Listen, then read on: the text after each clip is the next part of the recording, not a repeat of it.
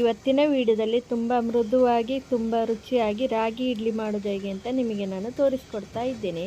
ನಾನು ವಂದನಾ ಮನೆ ತಿಂಡಿ ಚಾನಲ್ಗೆ ಎಲ್ಲರಿಗೂ ಸ್ವಾಗತ.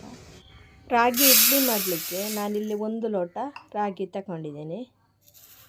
ಹಾಗೆ 1 ಸ್ಪೂನಷ್ಟು ಮೆಂತ್ಯ ತಗೊಂಡಿದ್ದೇನೆ.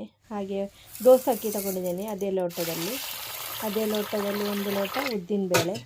ಈಗ ನಾನು ನೀರು ಹಾಕಿ ತೊಳಿತಾ ಇದ್ದೇನೆ. ಒಂದು 4 ಸಲ ನೀರು ಹಾಕಿ ತೊಳೆದು ನಾನು ನೆನೆಲಿಕ್ಕೆ ಹಾಕ್ಕೊಳ್ತಾ ಇದ್ದೇನೆ. ಒಂದು 4 ಗಂಟೆ ಇದು ಚೆನ್ನಾಗಿ ನೆನಿಬೇಕು.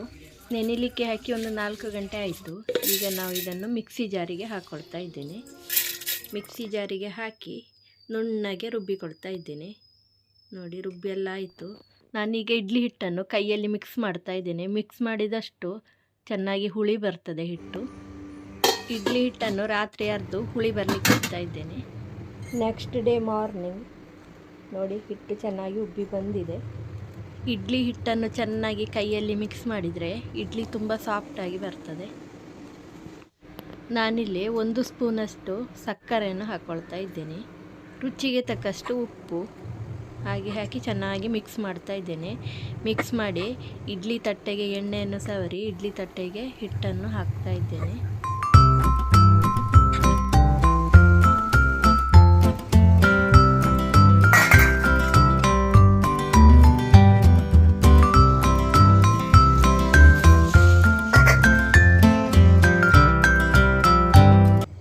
ರುಚಿಯಾದ ರಾಗಿ ಇಡ್ಲಿ ರೆಡಿಯಾಗಿದೆ ನೋಡಿ.